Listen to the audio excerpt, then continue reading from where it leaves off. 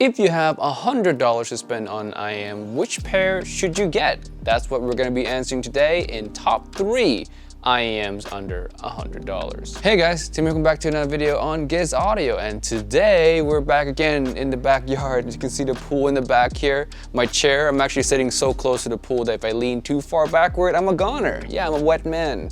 The pool is just right there. So hopefully that does not happen. So getting right into the list, this was supposed to be a top 5, but I really thought about it, and these 3 are just the best. The last 2 really doesn't matter at all. And for $100, a lot of times this is, you know, a lot of people's first IEM, a lot of people's first dip into the audiophile world. So I really only want to recommend the cream of the crop, the top of the heap type of IEMs, and these 3 are it. One more thing before we jump into the list is that under $50 IEM are not going to be in here. So $50 and under, they're going to be in their own video because there's a lot of them and there's a lot of pretty decent ones. So I want to cover all of those in their own separate video, if you will. So with all that out of the way, let's jump into the first IEM. Now, these are not in any particular order. I like all of them pretty equally. So first one here, Tin Hi-Fi T4. Now, these are the oldest of the bunch, but they really stand the test of time. I mean, they still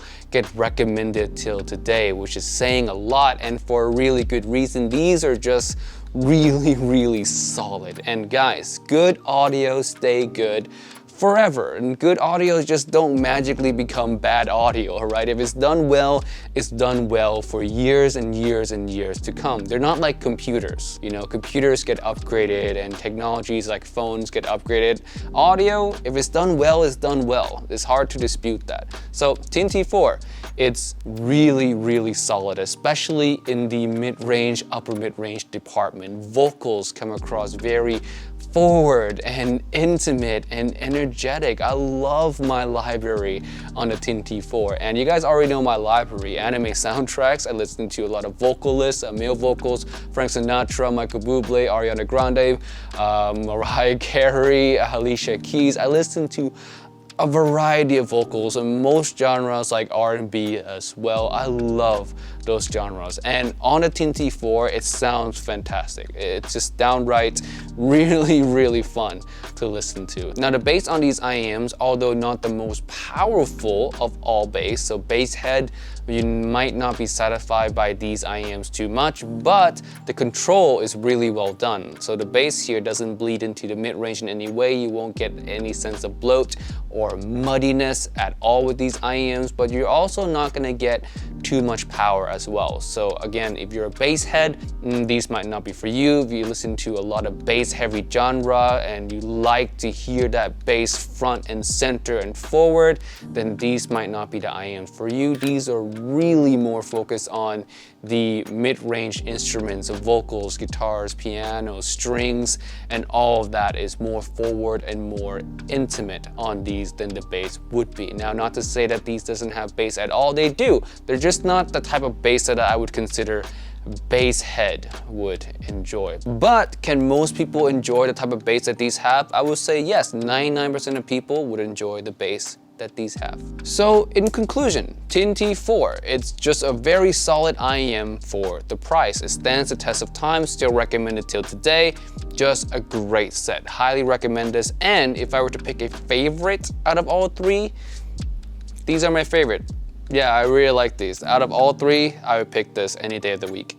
All right, next IEM, I've talked about this one plenty of times on the channel by this point. You guys don't need to hear me talk about it over and over again. It's the Moondrop Aria. At this point, just go buy it.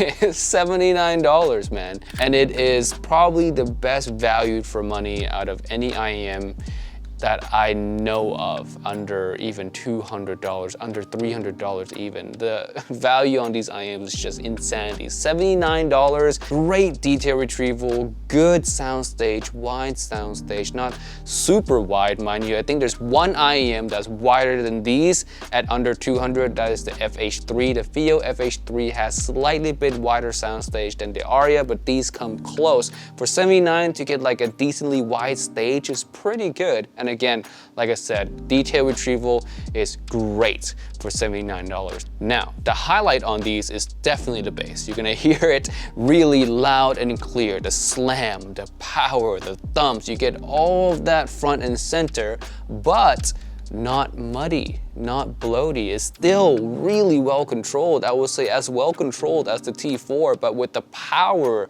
that bass head would, you know, even consider enjoying. Some bass heads want more bass than this, but for me, this is plenty of bass already. You feel a lot of power, but again, the best part, it is well controlled. It doesn't bleed, it doesn't bloat, there's no muddiness. Really enjoy how the low end is done here. The mid-range itself, the vocalists, you know, pianos, the strings, all come across natural. Very, I wouldn't say flat, but just very naturally done. A little bit on the tame side energy-wise, more relaxed. It doesn't really have like a lot of treble extensions. So they're not gonna have that kind of energy, that kind of shine that tickles your brain, the shimmer and shines, those kind of things that I always talk about. These don't really have that. These are more on the tamed and relaxed side. They're not dark. They're just slightly bit more relaxed. And I would say very easy to enjoy for literally anyone. If you have treble sensitivity, these are great for you as well. You're not gonna feel any fatigues, no sibilances whatsoever. It's just, yeah, very relaxing pair of IEM. And again, across the board, fantastic for the price. I recommend these the most on my channel. They've been featured in many videos because they deserve to be. The Aria, just great deal. All right, the last IEM that I want to talk about today is from DA Audio, and this one is called the Legacy 2. Now, the Legacy 2, in comparison to Legacy 3, is better. Legacy 2 has a more natural feeling timbre than the Legacy 3. The Legacy 3 really is like a cult favorite. A lot of people love the Legacy 3. For me, I've never been a fan of it. I've never liked it. I found it very kind of bland in a way. It's neutral, but it comes across bland, and the timbre is a little bit metallic-y as well. It has this kind of weird metallic feeling to it that I really didn't enjoy. Now, that can be the fault in my personal unit. I mean, DA Audio is not really known to have the best quality control, so Legacy 3 do come, you know, across different for some people. And I'm not gonna go into all of that, but you know, that might just be the fault of my unit, but I really never cared for the Legacy 3. Legacy 2, on the other hand, sounds similar to Legacy 3, but just better. It doesn't have the weird timbre the Legacy 3 has. It has a really natural feeling timbre. Overall, this IEM still retains the neutral signature, but somehow it's just comes across more natural, more real, and it's just overall way more enjoyable than the Legacy 3. Like the Legacy 3, like I said, I'm not a fan of that, but this, I actually recommend you guys buy this, and it's cheaper than the Legacy 3 as well. Now, quick comparison to the other Legacies, right? Legacy 4 versus Legacy 2. Legacy 4 is a clear winner. I much prefer Legacy 4 over this, but Legacy 4 is 200 and this is 100. I'll leave that up to you to decide which one is more worth your money. But Legacy 4 has more detail than Legacy 2 with more forwardness in the vocal area. The bass is right around the same range. I would say Legacy 2 has a little bit more bass than Legacy 4, but yes, I prefer the 4 over the 2 by a wide margin, but it is double the price. Comparison to Legacy 5, I like Legacy 2 more than 5 because I like the natural neutral tuning of the 2 more than the 5. The 5 is a bit more mainstream, it has more bass. For me, too much bass, and the bass is not really the most well-controlled bass on the market either, so yeah, I prefer the 2. And I would say that the 5 has definitely more details than the 2, but I just prefer the tuning on the 2, and that goes to show tuning matters more than details. If you like the sound signature of an IEM, a lot of people wouldn't mind sacrificing some details, but if I give you a really poorly tuned